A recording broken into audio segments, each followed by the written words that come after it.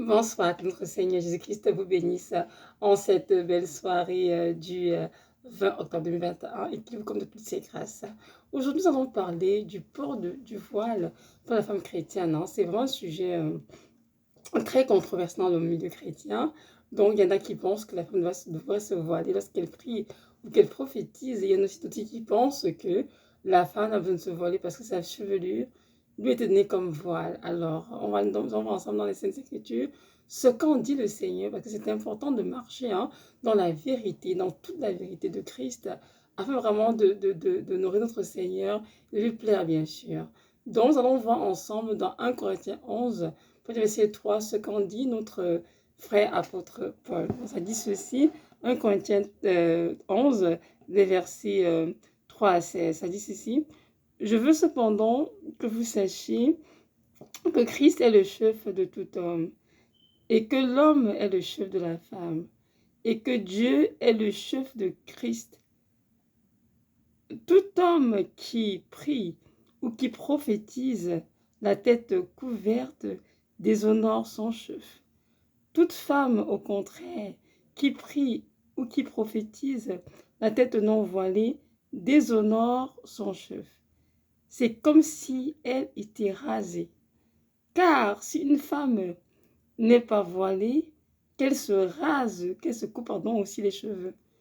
Or, s'il est honteux pour une femme d'avoir les cheveux coupés ou d'être rasée, qu'elle se voile.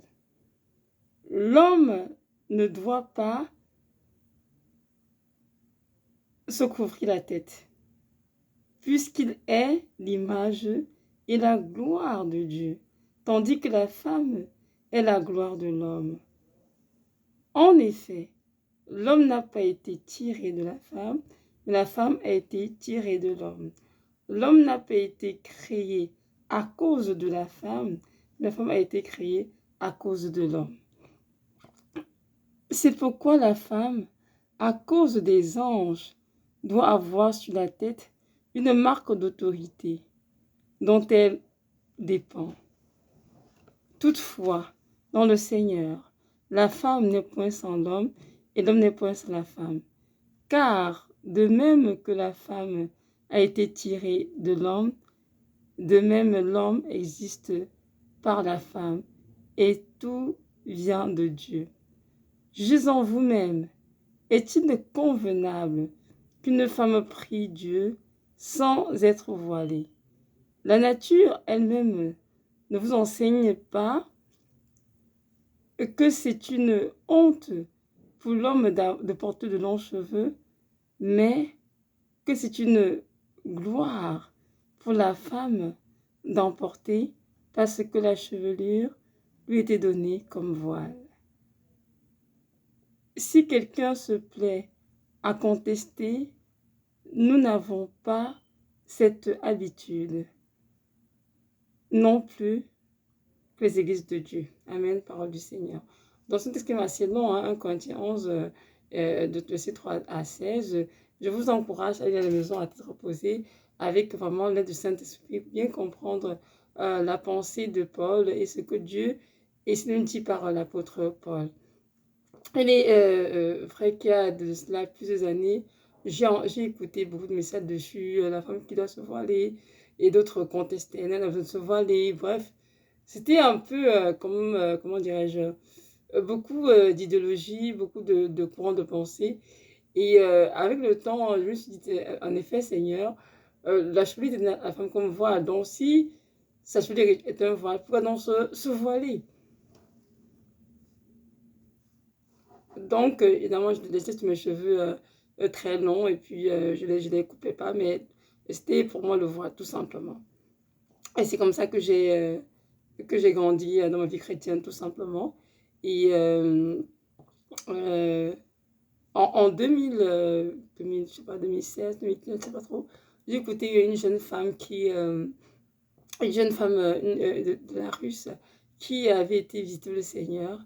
Et dans ce témoignage, elle m'avait dit, lorsque tu es dans ma présence, je veux que tu te voiles avant d'être dans ma présence. Et sans plus de détails et tout. Je dis, Seigneur, mon Dieu, si tu lui as dit ça, et pourtant son témoin semble si véridique, est-ce que vraiment la femme doit se voiler avant d'être dans ta présence? Est-ce que c'est important?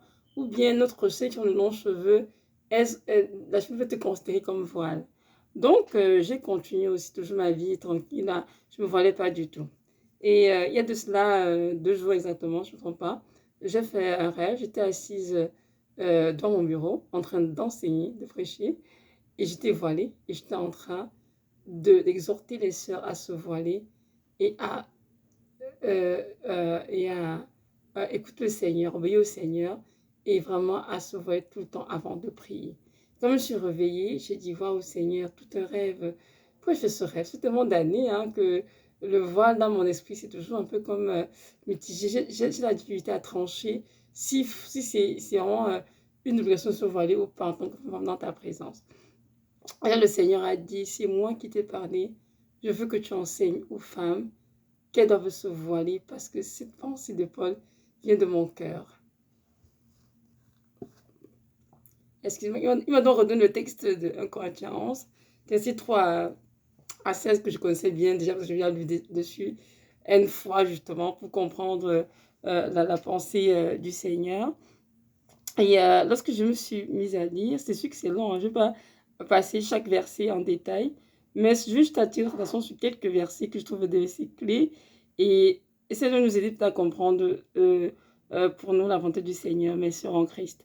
Donc ici, c'est écrit verset 4, tout homme qui prie ou qui prophétise la tête couverte déshonore son chef. Et on dit auparavant bien que l'homme est le chef de la femme et Christ est le chef de l'homme. Donc un homme qui prie en se couvrant la tête est de déshonorer le Seigneur. Et une femme qui prie sans couvrir sa tête est en train de déshonorer son mari, on va dire. Et pas juste son mari, elle déshonore aussi le Seigneur par conséquent parce que son mari est supposé être sous le Seigneur. Donc, verset 5.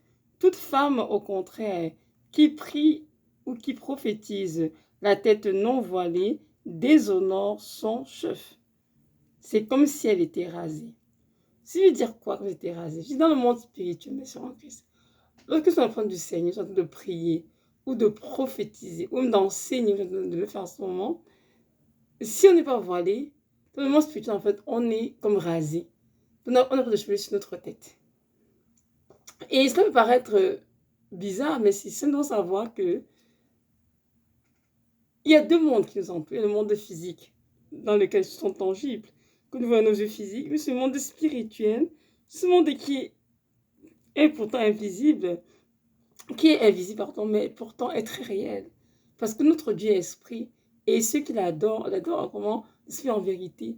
Donc c'est important que chaque enfant de Dieu considère les choses spirituelles dans sa vie, parce que Dieu ne parle qu'un langage spirituel, des choses qui sont spirituelles, et l'homme charnel ne comprend rien à cela, mais c'est l'homme spirituel qui comprend les choses de Dieu qui sont des choses spirituelles. Donc nous comprenons par là que lorsqu'une femme dans le monde physique prie sans se voiler, je me suis elle était comme rasée. En fait, elle paraît avec une tête chauve dans le Seigneur, dans le monde spirituel. Et ça, ce n'est pas bien parce que elle est supposée être voilée. Verset 6. Car si une femme n'est pas voilée, qu'elle se coupe aussi les cheveux. Si elle n'est pas voilée, qu'elle se coupe aussi les cheveux. Donc, lorsqu'une femme s'agenouille pour prier devant le Seigneur et prophétiser, si elle n'est pas voilée, elle est considérée en fait comme si elle était chauve. Et vous savez, comme l'apôtre Paul dit ici, comme l'apôtre Paul a dit clairement, si elle n'est pas voilée, qu'elle se coupe aussi les cheveux. Vous savez pourquoi l'apôtre Paul dit ça? Parce qu'une femme qui prie à les cheveux non voilés, et en fait, est en train de déshonorer son chef. Et par conséquent, elle est en position de péché, on va dire. Et, un moment s'il vous plaît. Et sa chevelure qui était donnée, qui est un voile, devient comme une aversion au Seigneur parce qu'elle était supposée couvrir sa gloire. N'oublions pas Comme on dit tout à l'heure, on a dit tout à l'heure que la cheveux de la femme est comme sa gloire. Donc, dans le Seigneur, elle doit couvrir sa gloire. Et même les chérubins devant le trône de Dieu, ces anges ont 6 ailes. Il se peut qu'ils ont 2 ailes pour voler, 2 ailes pour adorer au Seigneur, 2 ailes pour se couvrir. Amen. Donc, une femme devant le Seigneur doit être discrète, disparaître. Et que tout ce qui lui donne, comment dirais-je, donne gloire, mais tout ce qui contribue à sa gloire soit complètement couvert. Et c'est pour ça que Paul nous exhorte justement, nous les femmes chrétiennes, à nous voiler avant de prier ou avant de prophétiser, afin que vraiment nous puissions reposer sur cet esprit et que tous nos atouts en fait, disparaissent complètement dans le plan du Seigneur. Et c'est quelque chose qu'il faut prendre à léger parce que savez que c'est très important pour le Seigneur. Nous devons donc obéir. Je coupe donc, toujours verset 6, ça dit ici. Or, s'il est honteux pour une femme d'avoir les cheveux coupés ou d'être rasée, qu'elle se voile. Donc, c'est une pensée continue toujours. Une femme qui prie ou qui prophétise sans être voilée est comme si elle avait les cheveux rasés ou coupés dans le monde spirituel. Et dans l'apôtre nous exhorte vivement, mes soeurs en Christ, de nous voiler.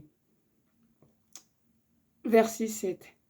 L'homme ne doit pas se couvrir la tête, puisqu'il est l'image et la gloire de Dieu, tandis que la femme est la gloire de l'homme. Donc, la femme est la gloire de l'homme. Vous voyez? L'enfant du Seigneur, il faudrait que cette gloire qu'elle représente, cette femme-là, disparaisse complètement. Verset 8. En effet, l'homme n'a pas été tiré de la femme, mais la femme a été tirée de l'homme. L'homme n'a pas été créé à cause de la femme, mais la femme a été créée à cause de l'homme. Amen. Nous voyons vraiment ici le centre de l'hierarchie établi par Dieu. Hein? Dieu est le chef de Christ, Christ est le chef de l'homme est le chef de la femme. Donc nous devons honorer notre mari. Plus femme mariée, en se couvrant à ce que on a compris. Mais cet honneur en fait va encore plus loin. En fait, nous honorons le Seigneur, qui est notre premier époux. Parce que nous couvrons la tête avant de prier ou avant de prophétiser. C'est très important. Pardon.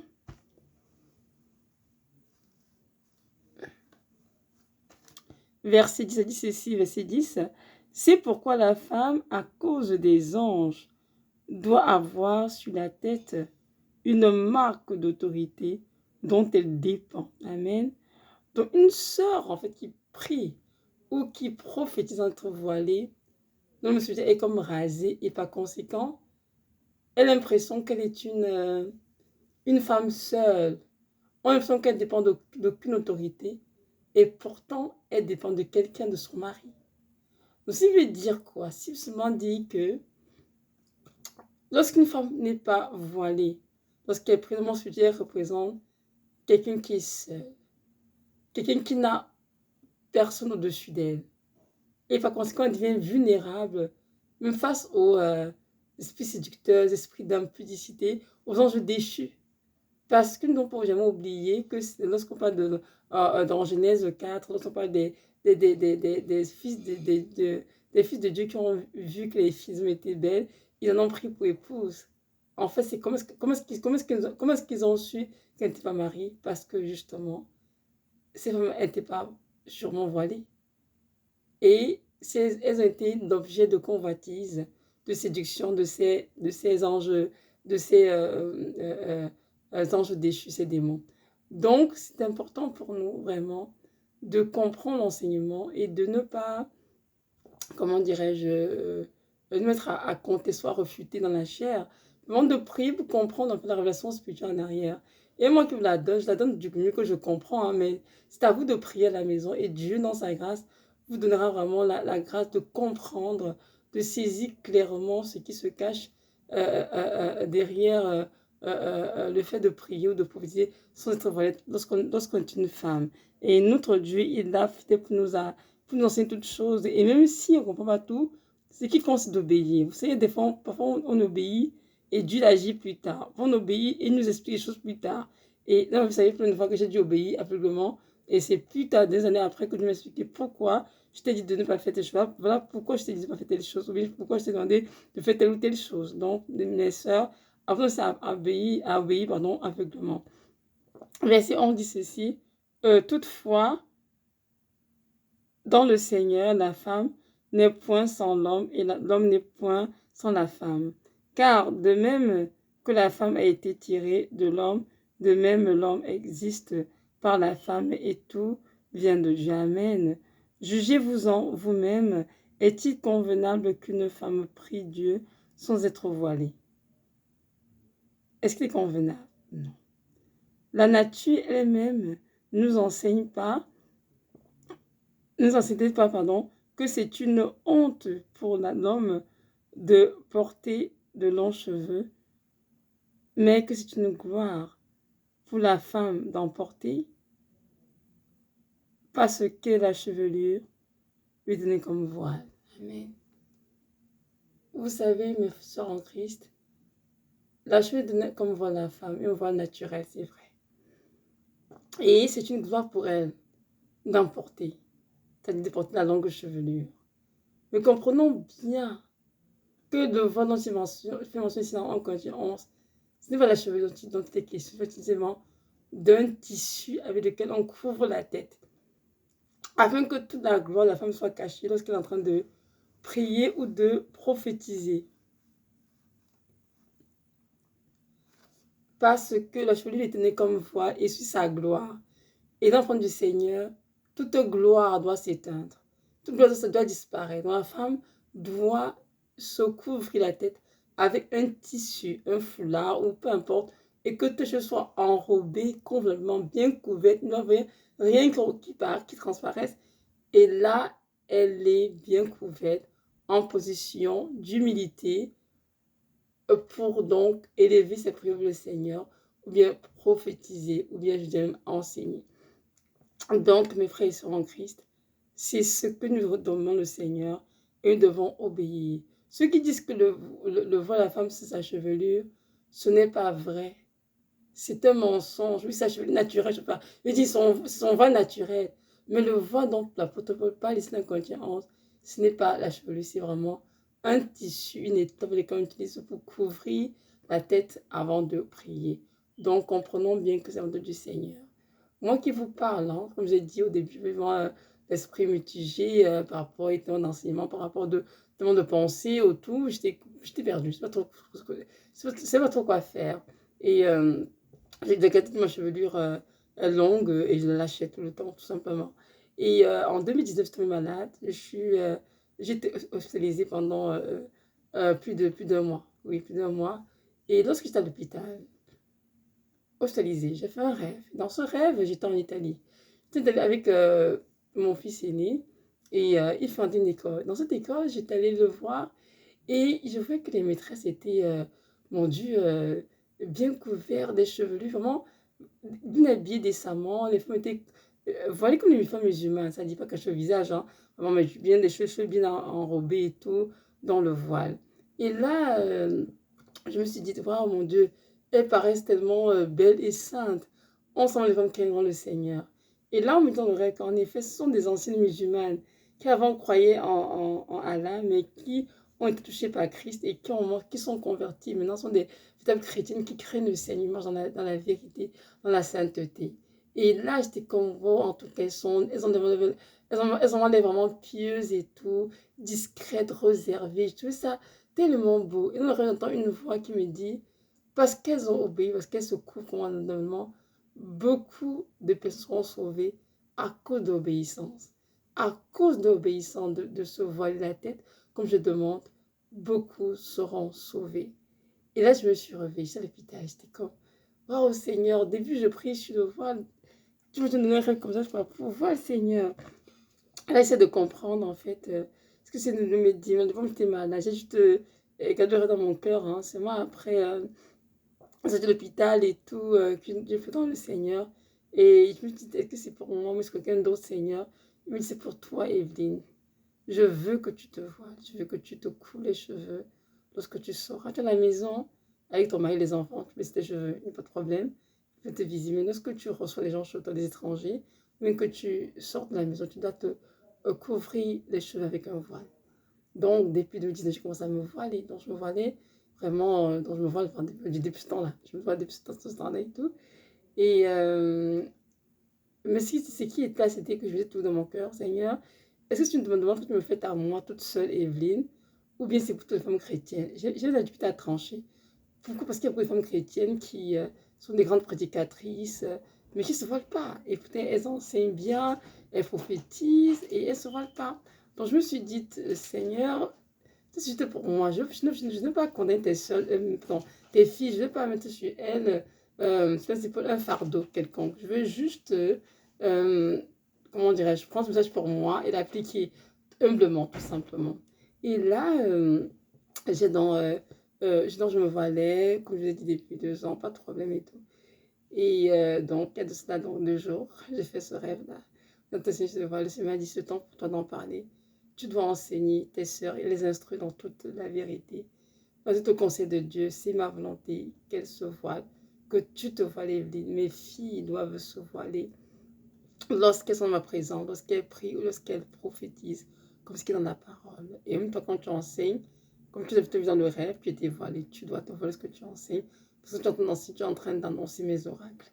Donc, c'est par obéissance aujourd'hui cette vidéo. Donc, vous exhorter mes soeurs en Christ, donc de vous voiler parce que devant tout du Seigneur. C'est sûr qu'au début, ça va être difficile, on n'est pas habitué, ça fait bizarre, mais je peux vous assurer que par la prière, Dieu vous donnera la grâce de le faire, d'obéir. Et même moi qui vous parle, je continue de m'ajuster à le Seigneur tous les jours pour être habillé décemment, pour faire ce qu'il me demande, parce que c'est toujours facile, parce qu'on est habitué à s'habiller de cette manière, de se tenir de cette manière, et après il faut tout changer le lendemain, mais c'est possible. Pensez à votre éternité et dites-vous que mieux vaut obéir à Dieu que de se laisser distraire par les choses de ce monde, ou bien chercher à une femme d'Hollywood, ne savent absolument rien. Ce qui compte, c'est que nous sommes des femmes aimées par Dieu et qui sont obéissantes, qui sont humbles, qui s'habillent avec pudeur et modestie et qui sont décentes. Voilà. Comme dans la parole, ça qui compte. Et nous devons tous savoir que notre premier époux, c'est bien le Seigneur de Nazareth. Ce n'est pas l'homme qui nous a donné, pour ceux qui sont mariés, non. Le premier époux, c'est vraiment notre Seigneur de Nazareth. Et puis les femmes, puis on se dit, mais pourquoi est-ce que, ici, je dis, moi je ne suis pas mariée, est-ce que je vais me voiler? C'est une question pour souvent, hein. Parce qu'on a dit dans le tout à l'heure que toute la femme qui est mariée, lorsqu'on la voit, on lui montre le côté dont elle dépend. Mais je vais vous dire, mes soeurs en Christ, vous qui n'êtes pas mariée, votre chef, c'est Jésus de Nazareth. Votre époux, c'est Jésus de Nazareth. Pour celle qui est mariée, son premier chef aussi, c'est Jésus de Nazareth. Mais le chef qui est au-dessus d'elle dans la vie, on va dire réelle, nous touchons, c'est son mari, c'est tout. Ça ne change rien.